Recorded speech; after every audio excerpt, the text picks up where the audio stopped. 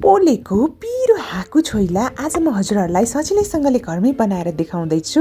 यो हाँकु छोइला चाहिँ चिकनको हो है, कुखुराको मासुको। बनाउन एकदमै सजिलो छ र हजुरहरूको घरमा चाहिँ पोल्ने फेसिलिटी छैन भने पनि म सजिलै कसरी पोल्ने भन्ने ग्यासमै पोलेर देखाउँदैछु। मैले चिकन ब्रेस्ट लिएँ 200 ग्राम जति र रातो धुलो खुर्सानी 1 चम्चा, नुन आधा चम्चा, बेसार आधा चम्चा राखेर मजाले हामीले यसलाई मोल्नुपर्छ है। र म्यारिनेट गरेर 1 घन्टा जति यतिकै छोडिदिनु होला। यसो गऱ्यौँ भने मासु एकदमै मिठो हुन्छ है। अब हामीलाई चाहिन्छ हरियो लसुन 15 ग्राम जति, गोलभेडा रातो पाकेको 3 वटा र कागती एउटा पनि चाहिन्छ हामीलाई। रातो धुलो खुर्सानी 1 चम्चा र टिमुर 6-7 वटा लिएकी छु मैले। साथसाथै हामीलाई चाहिन्छ जिरा आधा चम्चा र धनियाँ 1 चम्चा जति लिएँ। धनियाँ चाहिँ जिराभन्दा ठ्याक्क डबल हुनुपर्छ।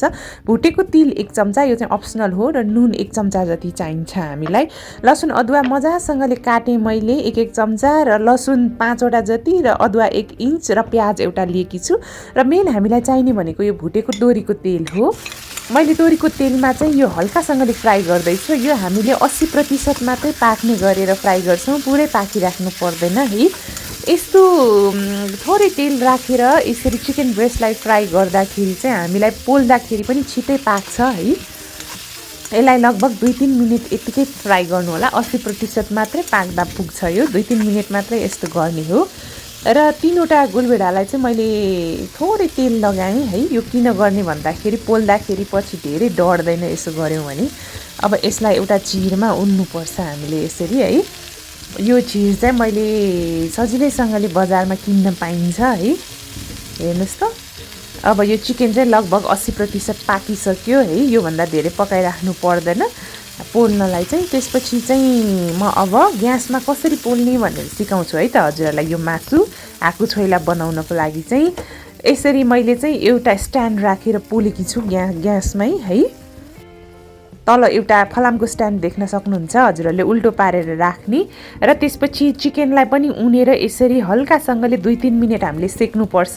र सेक्दाखेरि हजुरहरूले उल्टाइ पल्टाइ चाहिँ गरिरहनुपर्छ है। हाँकु छोइला एकदमै मिठो हुन्छ। यसो गर्दाखेरि चाहिँ 100% पाक्छ पनि है, र मिठो पनि हुन्छ र स्मोकी र एकदमै टेस्टी फ्लेभर पनि आउँछ। त्यसपछि एउटा कराई राम्ररी तताएर जिरा धनियाँ र टिमुरलाई भुट्दैछु।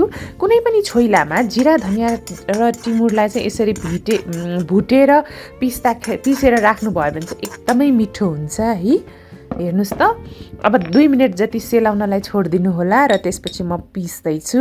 पिस्दाखेरि नुन पनि सँगै राख्दैछु। नुनसँगै पिस्नु भयो भने पिस्न पनि सजिलो हुन्छ। हजुरहरूले डाइरेक्ट मिक्सर ग्राइन्डरमा पिस्नु भयो भने केही फरक पर्दैन है।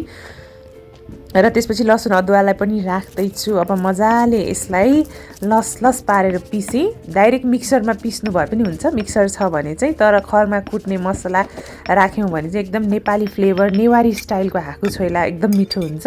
र पोलेको गोलभेडा पनि यसैमा मैले पिस्दैछु है। एकदमै मिठो हुन्छ। यो तेलमा फ्राई गर्नुभन्दा पनि पोलेको हाँकु छोइलामा पोलेकै गोलभेडा राख्दाखेरि चाहिँ एकदमै टेस्ट इन्हान्स हुन्छ।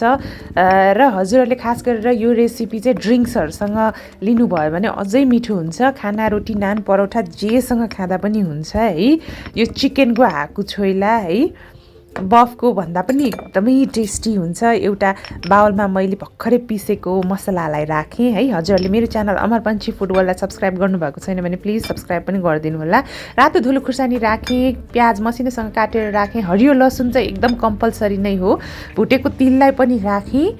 र साथसाथै र यसरी लसुन अदुवालाई पनि मसिनो गरेर काटेर राखेँ। एकदम मिठो हुन्छ। र कागती आदि जतिलाई मजाले निचोरेर राख्नु होला।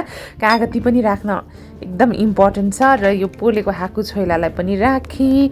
र लास्टमा भुटेको तोरीको तेल पनि राख्नुपर्छ यसरी है। 2-3 चम्चा मजाले खन्याइदिनु होला। र त्यसपछि एउटा सफा हातले नै मोल्नुपर्छ है। छोइला चाहिँ एकदम मिठो हुन्छ।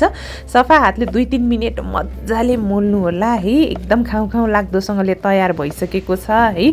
यसलाई चाहिँ मेथी राखेर झानिराख्नु पर्दैन। भुटेको तोरीको तेल राखिसकेपछि चाहिँ है हजुरहरूले एकचोटि आफ्नो किचनमा ट्राई गर्नुहोस् है त। मन पर्यो भने भिडियोलाई लाइक, कमेन्ट र सेयर गर्न सक्नुहुन्छ।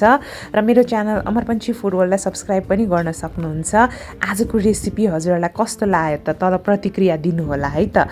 र मेरो मुखबाट चाहिँ पानी आइसक्यो, एकदम मिठोसँगले तयार भएको थियो। Thank you so much for watching. Happy cooking, bye by.